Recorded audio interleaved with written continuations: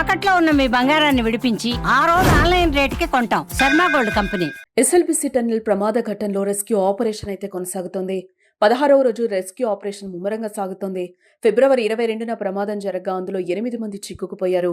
టన్నెల్లో గల్లంతైన వారిని గుర్తించడంలో తాజాగా కొంత పురోగతి లభించింది. ప్రమాదం జరిగిన 100 మీటర్ల దూరంలో D2 పాయింట్లో మనుషుల ఆనవాళ్లను కేరళ కేడ్వార్ డాగ్స్ స్క్వాడ్ గుర్తించినట్లుగా తెలిసింది. TBM మిషన్ ఎడమ పక్కన ఓ మృతదేహానికి సంబంధించిన చేయి కనిపించినట్లు తెలిసింది.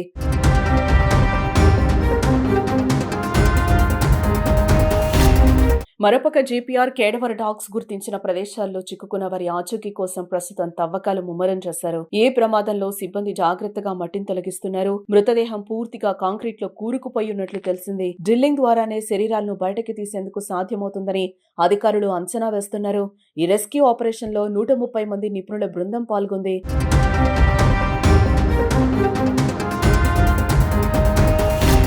ఇక ఎస్ఎల్బిసి ప్రమాద స్థలం వద్ద సహాయక చర్యలపై ఉత్తమ్ కుమార్ రెడ్డి నిన్న సమీక్ష నిర్వహించారు. టన్నెల్ మొత్తం పొడవు 14 కిలోమీటర్ల కాగా 13.950 మీటర్ల వరకు క్లియర్ గా ఉందన్నారు. 0 పాయింట్ వద్ద చివరి 50 మీటర్లు సంక్లిష్టంగా ఉందని చెప్పారు. చివరి 50 మీటర్లలో సహాయక చర్యలు చేపట్టేందుకు ఇబ్బందులు వస్తున్నాయని తెలిపారు. అక్కడ సహాయక చర్యలు చేపడితే రెస్క్యూ ఆపరేషన్ చేసే వారికి కూడా ప్రమాదమేనని అన్నారు. కేరళ జాగిలాల్తో అన్వేషిస్తే ఒకచోట ముగ్గురున్నట్లుగా గుర్తించామని అన్నారు.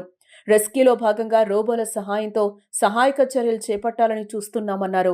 ఈ నెల 11న ముఖ్యమంత్రి స్థాయిలో మరోసారి ప్రమాద ఘటన సహాయక చర్యలపై రివ్యూ ఉంటుందని చెప్పారు. ఆచూకీ తెలియకుండా పోయిన వారి కుటుంబాలను ఆదుకుంటామని మంత్రి ఉత్తమ్ హామీనిచ్చారు.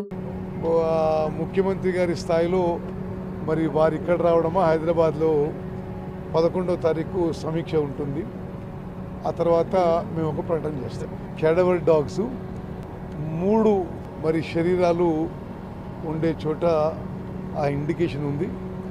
అక్కడ ఆ ఉత్తరకాశీ నుంచి వచ్చిన ర్యాట్ మైనర్స్ వాళ్ళు తవ్వుతున్నారు. బహుశా రేపటి వరకు తెలుస్తుంది. పరిహారం విషయంలో ఏమైనా ప్రభుత్వం నిర్ణయం తీసుకుందా? తప్పనిసరిగా అంటే మేము వాళ్ళు ఇక లేరు అనే ఒక నిర్దిష్టమైన డెసిషన్కి వచ్చినప్పుడు మంచి స్థాయిలో కంపెన్సేషన్ ఇవ్వదు. కాబట్టి లోపల ఇంకొంచెం క్రిటికల్గానే ఉందంట కదా, కళ్ళంతా కూడా క్రాక్స్ వచ్చినాయి.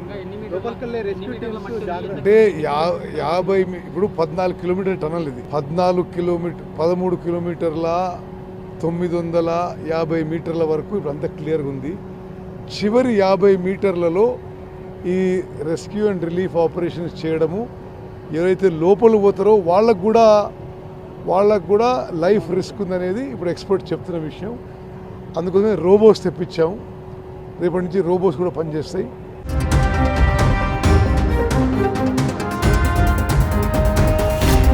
ఇక మరోపక్క TBM ముందు భాగంలో దుర్వాసన వస్తుందని చెప్తున్నారు. దీంతో కార్మికులు ఇదే చోట ఉండొచ్చని అనుమానం అయితే వ్యక్తం చేస్తున్నారు. టన్నెల్లో JCBని ఉపయోగిస్తున్నాయి రెస్క్యూ బృందాలు. ఇక అటు ఎస్ఎల్బిసి టన్నెల్లో ముక్కలు ముక్కలుగా TBM మిషన్ వస్తోంది. మిషన్ను కట్టర్తో కట్ చేశాయి రెస్క్యూ టీమ్స్. మిషన్ పార్ట్లను సహాయకులు బయటకు పంపిస్తున్నారు. ఈ ప్రక్రియ పూర్తయితే కార్మికుల ఆచూకీపై కొలిక్కి వచ్చే అవకాశం ఛాన్స్ ఉంది.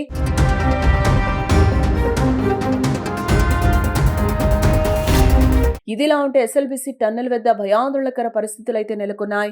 ఇప్పటికే టన్నెల్లో చిక్కుకున్న వారి కోసం 12 రెస్క్యూ టీంలు శ్రమిస్తున్నాయి.